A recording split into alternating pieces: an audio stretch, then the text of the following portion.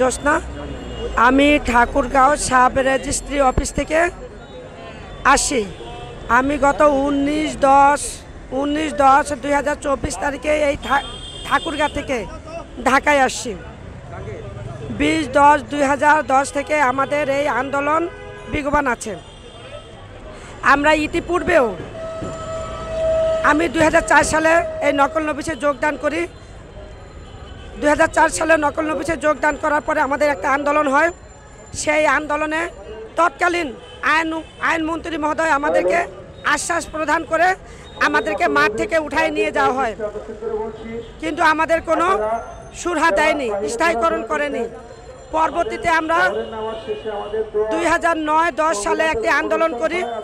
সেই আন্দোলনও আমাদেরকে তৎকালীন আইনমন্ত্রী মহোদয় আমাদেরকে মাঠ থেকে উঠায় নিয়ে যাওয়া হয় যে আপনাদেরকে স্থায়ীকরণ করা হবে।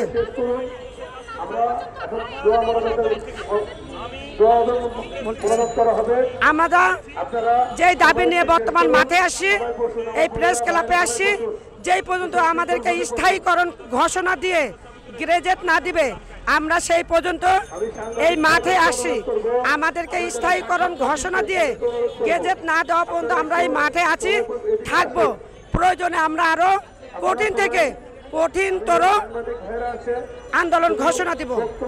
যেহেতু 2004 সালে, 2009 সালে, 2016 সালে আমাদেরকে আশ্বস্ত করছেন, 2019 সালে আমাদেরকে আশ্বস্ত করছেন, কিন্তু আমাদেরকে স্থায়ীকরণ করা হয়নি।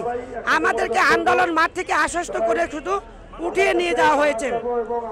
2021 সালে তৎকালীন সাবেক আইনমন্ত্রী মহোদয় পবিত্র সংসদে বসে 2021 সালের ফেব্রুয়ারি মাসের 2 তারিখে ঘোষণা দিচ্ছেন যে অচিরেই নকল নবিশটা স্থায়ীকরণ হচ্ছে, কিন্তু আজও আমাদেরকে স্থায়ীকরণ করা হয়নি। তাই আমরা যেহেতু স্বাধীন বাংলাদেশের নাগরিক হয়ে আমরা কেন ব্রিটিশ সরকারের আইন, ব্রিটিশ সরকারের কথা কেন আমরা মেনে চলবো? 1908 সালের 52 সালের ক ধারা মোতাবেক ব্রিটিশ সরকার একটি সাব রেজিস্ট্রি অফিসে একজন অফিস সহকারী অর্থাৎ কেরানি, 2 জন স্থায়ী মহড়ার, 1 জন পিয়ন দিয়ে সাব রেজিস্ট্রেশন অ্যাসোসিয়েশন শুরু করেন এবং বলেন যে প্রয়োজন হলে আরো স্থায়ী মহড়ার নিয়োগ দেওয়া হবে। কিন্তু দুঃখজনক বিষয় হলো সত্যি যে 2 জন স্থায়ী মহড়ার বর্তমানেও কাজ করে আসতেছেন। আমার নাম মোসাফম মাহফুজা বেগম, আমি ঠাকুরগাঁও সদর থেকে আসছি। যেহেতু স্থায়ী মহড়ারগণ 12 পাতা হারে লিখে তিনারা 12 পাতা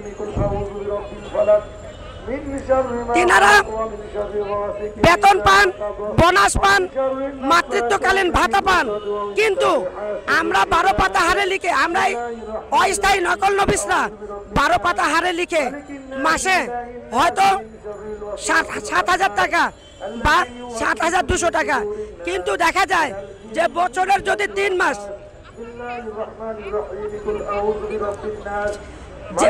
দেখা যায় যে বছরের যদি 3 মাস আমাদের বালাম থাকে, বাকি 9 মাস আমাদের বালাম নাই।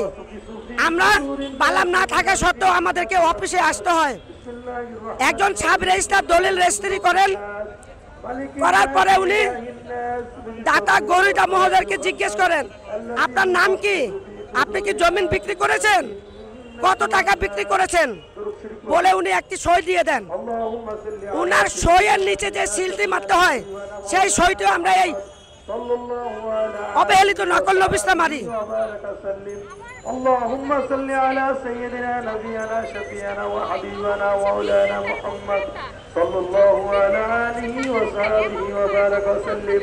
اللهم صل على سيدنا نبينا شفيعنا وحبيبنا مولانا محمد صلى الله على آله وصحبه وبارك وسلم. সাব রেজিস্ট্রার মহোদয় যে সিলটি মারে, সইটি করেন, সেই সইয়ের নিচে আমরা সিলটি মারি এবং সাব রেজিস্ট্রারের নামের নিচে যে সই তারিখটি লেখা হয় সেইটাও কিন্তু আমরা এই অবহেলিত নকল নবিশটাই লিখে দেই, পরবর্তীতে সেটি টিপ ফেরেস্তায় যায়, দাতাগণের টিপ নেওয়া হয়, সই করা হয়, সেটা আমরা এই অবহেলিত নকল নবিসটা নেই।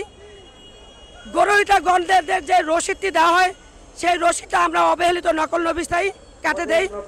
ফিস মার্ক আমরা এই অবহেলিত নকল নবিসটাই করি।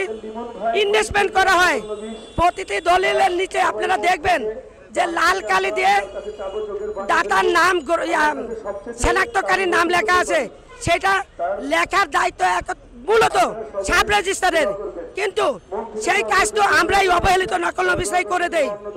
পরবর্তীতে এই একটি দলিলের জন্য সাধারণ গ্রহীতাদের কাছ থেকে প্রতিটা দলিলে 10 পাতা হারে, বর্তমানে 10 পাতার জন্য 60 টাকা হারে 600 টাকা নির্ধারণ করে নেওয়া হয়।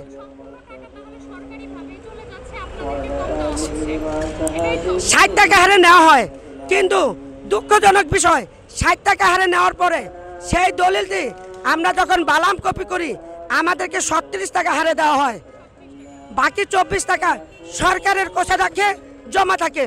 আমরা যখন একটি দলিল লিপিবদ্ধ করি তখন দলিলটি যদিও 10 পাতা হারে সাধারণ জনগণের কাছ থেকে নেওয়া হয়, কিন্তু আমরা দলিলে বালামে লিপিবদ্ধ করতে গেলে কোনো দলিল বালামের 5 পাতা হয়, কোনো দলিল 6 পাতা বালামে লিপিবদ্ধ হয়। আমরা শুধু এই 5 পাতা 6 পাতা দিয়ে টাকাটা পাই, বাকি টাকাটা সরকারের কোষাধ্যক্ষে জমা থাকে।